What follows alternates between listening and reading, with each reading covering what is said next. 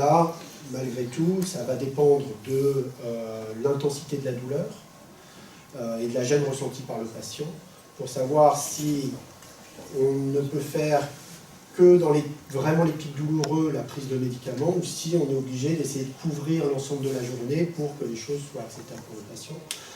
Bonjour. Bonjour. Alors, bienvenue à cette nouvelle journée nationale pour l'AGI, donc pour l'association Courir. Vous êtes venu intervenir cette année sur le problème de l'adolescence et de l'AGI. Alors, qu'est-ce qui se passe à l'adolescence? Comment ça se passe? Écoutez, l'adolescence, c'est une période un petit peu compliquée pour tout le monde, en fait, un petit peu pour tout le monde. Pour le patient lui-même, parce que les choses changent de façon corporelle, mais aussi au niveau psychologique. Et donc c'est vrai que c'est une période compliquée, même quand on n'a pas de maladie, mais les choses se compliquent d'autant plus quand on doit gérer non seulement les douleurs liées à la maladie, mais également les traitements. C'est une période compliquée également pour l'entourage de l'adolescent, puisque souvent, parfois, peut-être parfois, l'adolescent est un petit peu en rébellion par rapport à toute autorité, notamment les autorités parentales. Et donc c'est vrai que c'est d'autant plus une période compliquée pour essayer de faciliter les choses pour son propre enfant. Et puis malgré tout, même si on n'est pas directement impliqué dans la vie de tous les jours, c'est une période un petit peu compliquée également pour les médecins, parce que c'est une période de transition, c'est-à-dire que c'est à l'âge où finalement on va passer de la prise en charge pédiatrique à la prise en charge d'une équipe adulte. Et donc ça, évidemment, c'est quelque chose d'un petit peu stressant pour tout le monde, pour le patient et sa famille. Et puis nous, en tant que rhumatologue adulte, il faut qu'on essaye de faciliter au mieux ce passage pour que l'adolescent s'y retrouve et qu'il puisse avoir une prise en charge aussi efficace que par l'équipe pédiatrique. D'accord. Alors, qui est concerné par ces problèmes liés à l'adolescence? Est-ce qu'on fait des statistiques? C'est plus les filles, c'est plus les garçons, c'est plus à la campagne, c'est plus à la ville, c'est tout le monde pareil? Ah non, je crois malheureusement que c'est tout le monde pareil. Non, il n'y a pas de statistiques particulières et il n'y a pas de patient qui... il a été même bien démontré, enfin en tout cas dans les études, ce qui est suggéré, c'est que il n'y a pas de difficultés liées à la transition selon la gravité de l'arthrite juvénile. Donc ça peut très bien se passer alors que le rhumatisme est un peu plus grave que d'autres, avec des traitements un petit peu plus puissants, alors que ça peut moins bien se passer alors que l'équipe médicale considère que le rhumatisme est assez léger. En fait. Bon, on en vient au final à une prise en charge assez individualisée en fonction de ce que va présenter le patient, en fonction de l'état d'esprit dans lequel il va se trouver.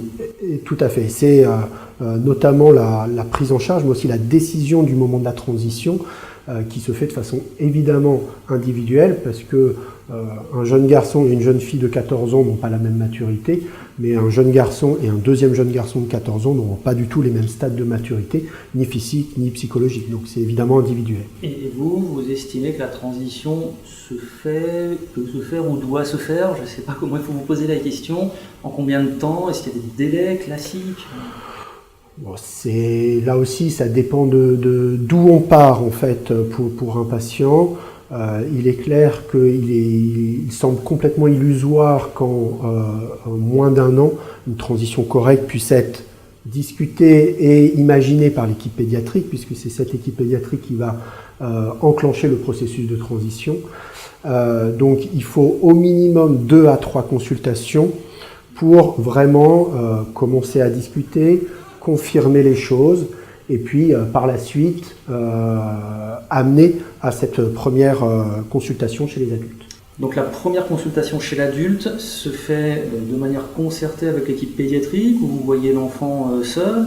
Comment ça se passe en fait? Il y a une discussion, un staff commun qui est prévu entre les différentes équipes? Alors l'organisation, on va dire idéale, devrait normalement être une organisation où il y a une consultation commune, ce qui permet, et si possible au milieu pédiatrique, ça permet que le patient découvre le médecin d'adulte, mais dans les conditions habituelles de sa prise en charge, et puis après que la transition se fasse. En pratique, évidemment, c'est parfois un peu compliqué, et notamment quand on a beaucoup de nouveaux patients à chaque consultation, ce qui est le cas dans l'organisation de la transition, comme on peut le faire entre l'hôpital Necker et l'hôpital Cochin.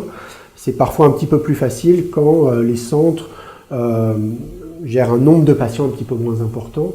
Donc notre organisation, nous personnels, et une communication étroite par courrier, par mail ou par téléphone entre nos deux équipes, et la transition, par contre, le patient passe lui directement d'une consultation pédiatrique à une consultation adulte. Parfois, il peut arriver, si on sent que les choses sont un petit peu limites, que le patient ait une nouvelle consultation dans l'équipe pédiatrique faisant suite à la première consultation adulte, pour faire un petit peu un feedback et rassurer un petit peu tout le monde. Et enfin, pour conclure, est-ce que vous auriez un message à faire passer aux parents et aux patients qui n'ont pas pu venir aujourd'hui? Alors, le message, c'est que on est là, on est là pour vous, on est là pour les patients, que non seulement on est là pour essayer de prendre en charge la globalité des patients, et qu'aujourd'hui, depuis de